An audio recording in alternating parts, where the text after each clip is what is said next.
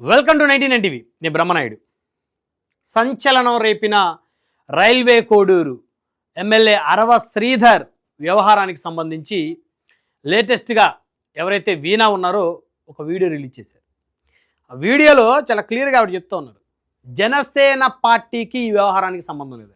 తాను ఏ రాజకీయ పార్టీని ఉద్దేశపూర్వకంగా తాను మాట్లాడే పరిస్థితే లేదని చెప్తున్నారు. ఎందుకంటే సాధారణంగా ఎక్కడైనా కొన్ని వ్యవహారాలు బయటకు వచ్చినప్పుడు కానీ ఏదైనా ఇబ్బందికరమైనటువంటి పరిస్థితులు తలెత్తినటువంటి నేపథ్యంలో రాజకీయ పార్టీలకి ఆ రంగు పులిమేటువంటి పరిస్థితి ఉంది.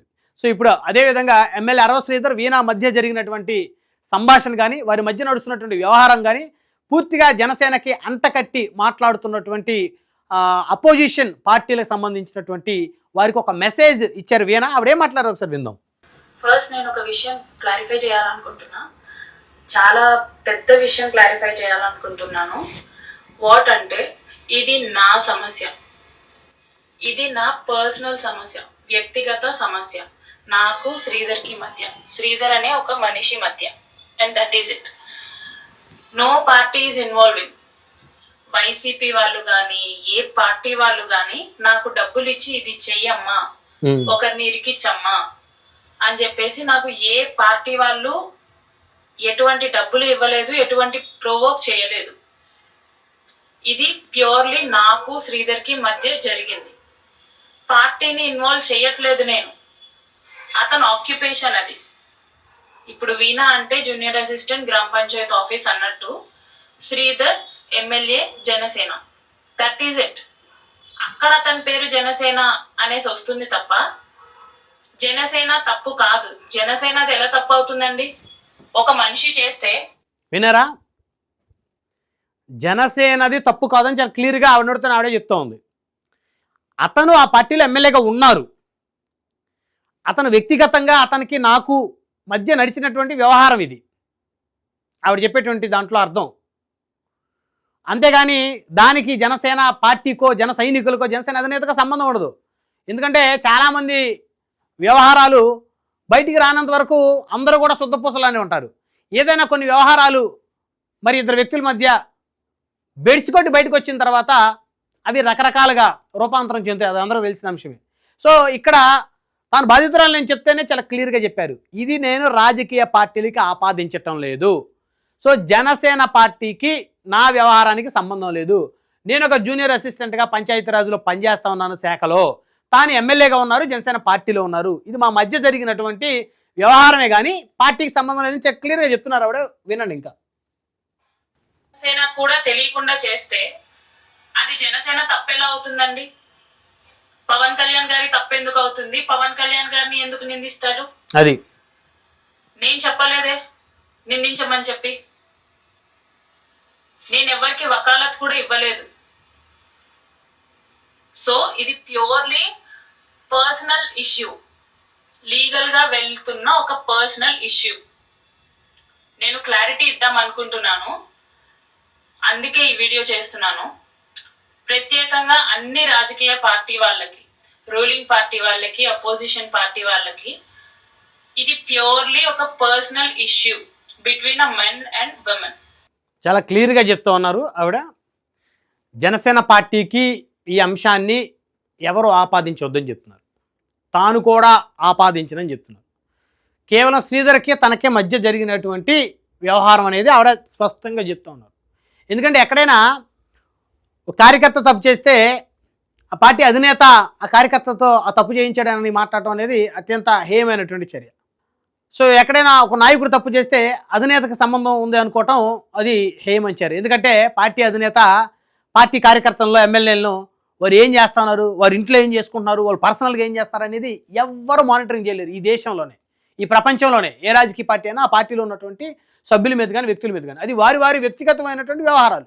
వారు ఏదైనా తప్పు చేస్తే చట్టపరంగా ఆ తప్పు బయటపడితే చట్టపరంగా వారికి శిక్ష పడుతుంది, దాన్ని ఎవరు కూడా ఉపేక్షించరు. ఇప్పుడు జనసేన పార్టీ చెందినటువంటి ఎమ్మెల్యేగా ఉన్న అరవ శ్రీధరు, ఆయన మీద ఆ పార్టీ అధిష్టానమే కమిటీ వేసింది. సో ఇప్పుడు ఆ కమిటీ ముందు ఆయన హాజరవబోతూ ఉన్నారు.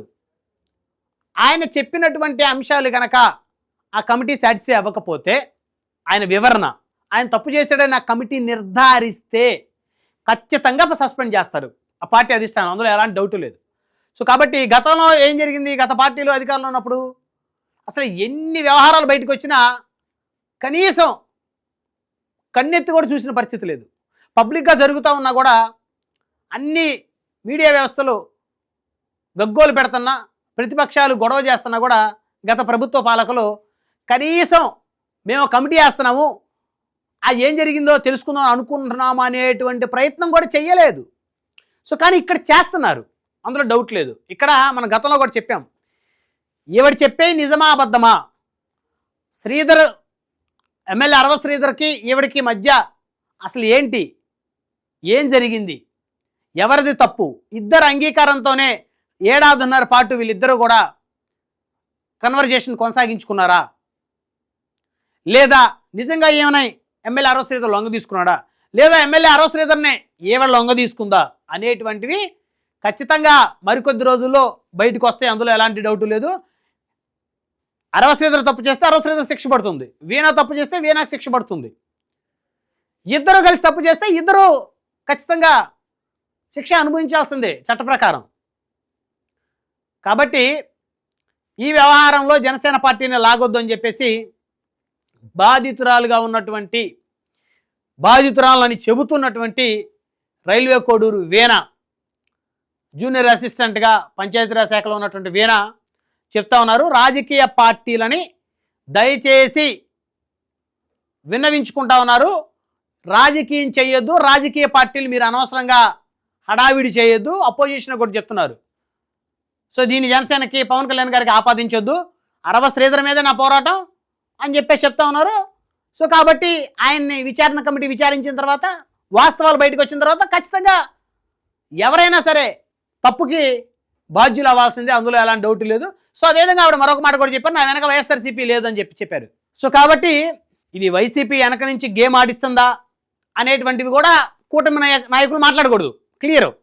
వైసీపీ కూడా జనసేన పార్టీ మీద ఈవిని తీసుకొచ్చి రుద్దకూడదు, వీళ్ళ వ్యవహారం అరవ శ్రీధర్కి వీణ వ్యవహారం జనసేన మీద రుద్దకూడదు.